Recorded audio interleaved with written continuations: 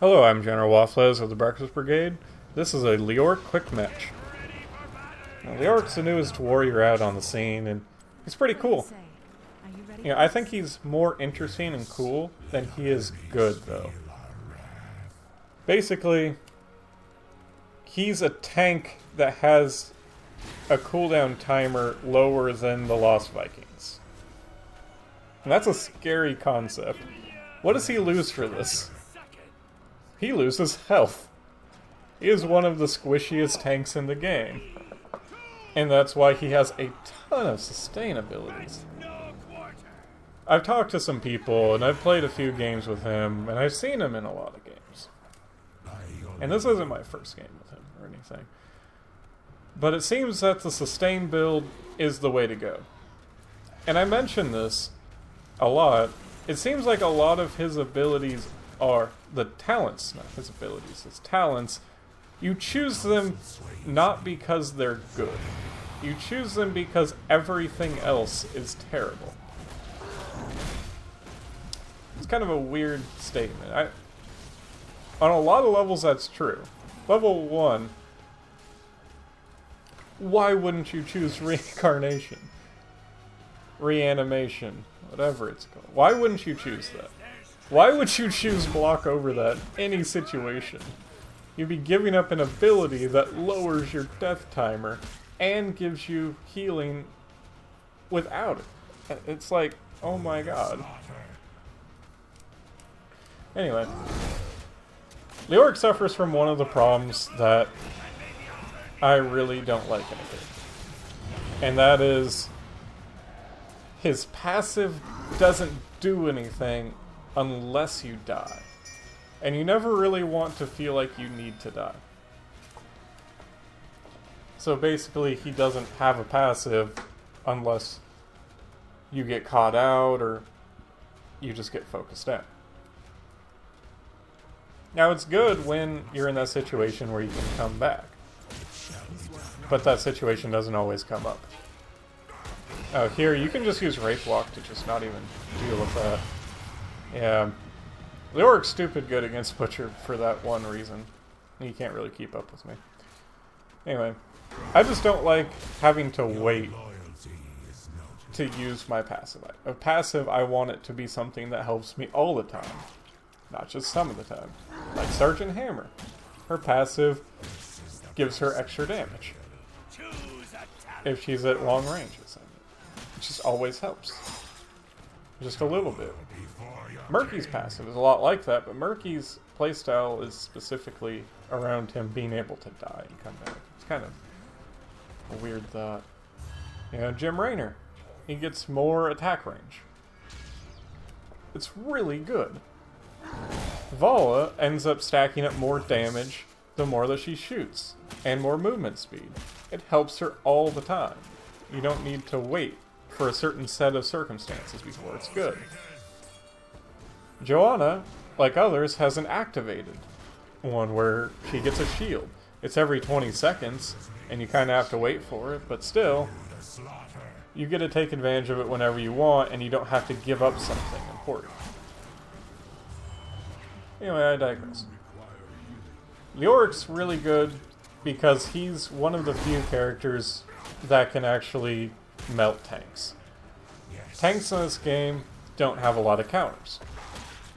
Like other games like League of Legends, you can build items that you can use to do percentage base damage to champions.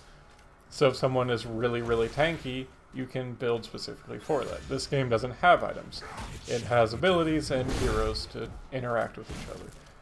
And if a hero like Asmodon's around with a lot of health, you don't really have a way to deal with it unless you choose a hero that can. And now we have that hero. So basically I'm just focusing this game around trying to sustain through team fights and try to stack up as many stacks as I possibly can. Asmodon is a great target. He has the highest health pool in the entire game, so my percentage base damage is just going to destroy him. Here I kind of just walk in and try to deal with that. I might have been able to move in position to take down Diablo, but you do not have a lot of damage if you're there. One thing people do constantly complain about with Leoric, though, is his attack speed is really slow. However, he is compensated for that with a lot of damage. When it comes to warriors, you don't need them to have a lot of attack speed. If they have slow attacks that hit for a lot, you can actually position really well with it. And I think that's actually an advantage. Here I just kind of wraith walk because I did not want Diablo throwing me around, and as you can see, it would have been really terrible if Diablo was able to throw me around, because Nova would have came up and murdered me. But as it turns out, I was able to wraith walk out of there. And now we actually get to take down Nova thanks to Zeratul and Jaina. Most of this game I don't do anything exciting, I just kind of walk around. And I just try to keep up the XP. I do have 5 coins, so I am being more cautious than I normally would. And I really just want to turn them in because I'm being harassed. Here, I can see most of the people on the enemy team, so I feel pretty safe about being able to turn this in. And then I just want to head back up top to keep it pushed. Leoric's so good at pushing. Like, the only one better than him at pushing might be Johanna. As a warrior. I really do think that he could replace an Uberak in the siege comp. Because normally you want an Uberak to spawn his beetles in to help with the siege. Here I'm just walking around get these health globes. Alright, so now in maps like that I just come in and just hit that with my Q and it's basically done. So I just want to be able to walk around and do that. Both teams are level 10 and now I'm just kind of fighting the Butcher. He puts his brand on me so I walk away. I wraith walk to just cancel his abilities. And now I pick up the Walk of the Skeleton King. Now this is really good because it gives you a ton of sustain. Every time you hit a hero with it, it gives you a lot of sustain back for maximum health. Like 8% per hero hit.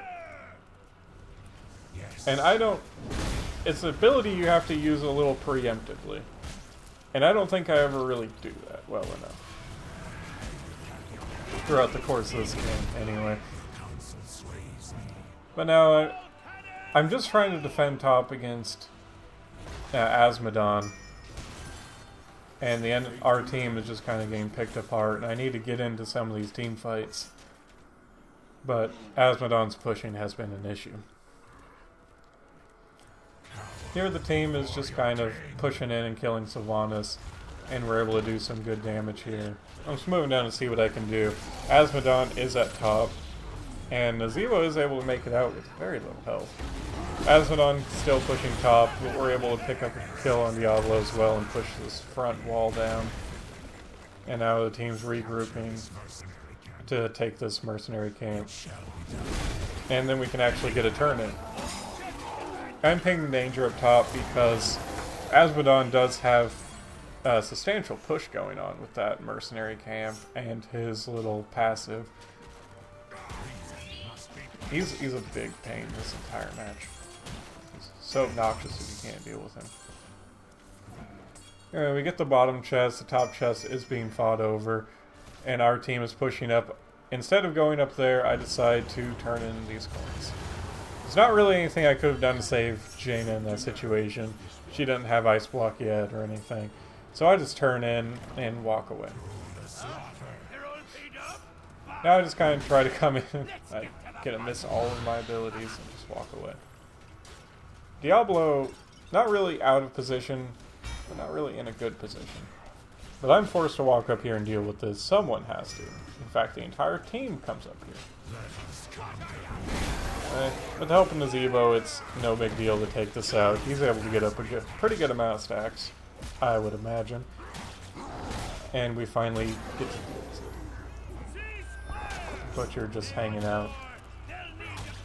Here, just more sustain, more damage, with Crushing Hope. I like it. I'm gonna need to form my own build. Zeratul coming in to take over this camp. And he's just getting torn apart, and I come in here to try to tank it. With our powers combined, we are able to take it. Now we have a mercenary camp pushing top and 2 coins in my pocket. I like money. Level gap is pretty even, but our butcher just gets completely torn apart. Not even a chance. The beam of Azmodon is far too much for me to sustain through. And I walk out way later than I should have. Now I'm coming in to try to march the skeleton and get hit by that Diablo ultimate, but I was unstoppable during it. Now I just really want to take down Diablo. He jukes me pretty good though. And now I'm in my spooky form. This is what happens when you die as Leoric. You come back as a spooky ghost.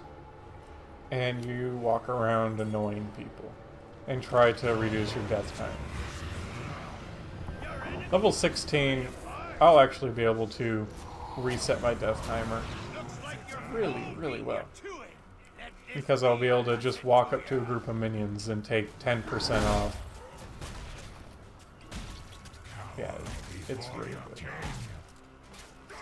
Here for some reason, Nazebo is saying that should have gone lamb to the slaughter. All that ability does is chain somebody to the ground, where we have a problem of killing them, not them running away. Either way, Diablo is out of position, but it turns out that the entirety of the enemy team was up there the entire time. Their butcher decides to cancel a charge or charge it on Jaina. It doesn't show you unless he's charging it on you. But we're forced to run away. We did lose 2 members, and we are in a horrible position. I'm just trying to walk down here, and Nova's just annoying the crap out of me. I just want these camps. I mostly just want the regen grove. But there's not too much that we can do without our full team. Now here we can see Sylvanas going up top to that boss, and I'm pretty sure they're going after it, but there's not a lot I can do.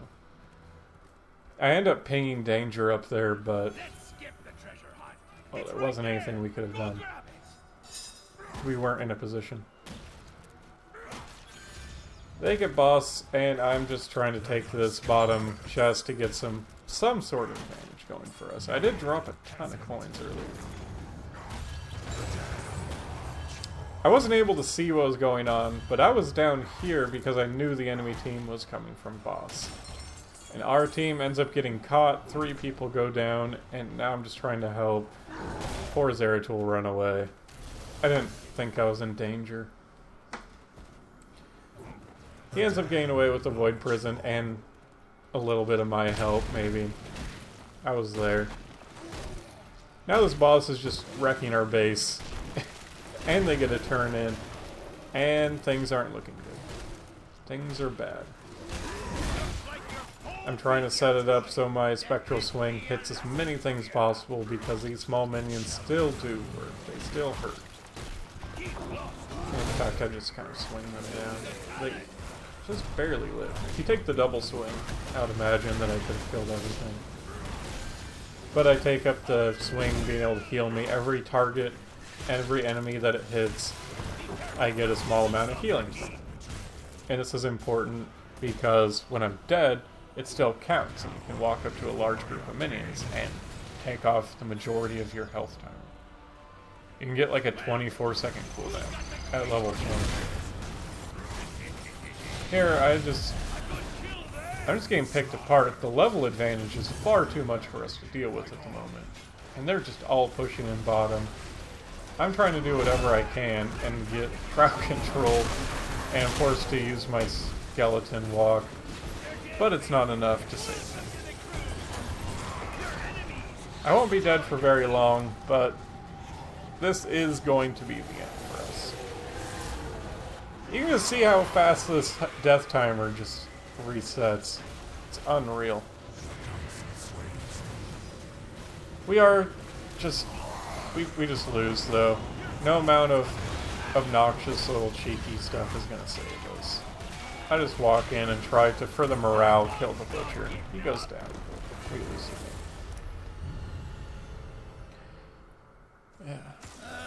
Yeah, we could have just been more organized. I could have probably been with the team more. It's hard to say 100% where we went wrong. Just kind of the nature of quick match.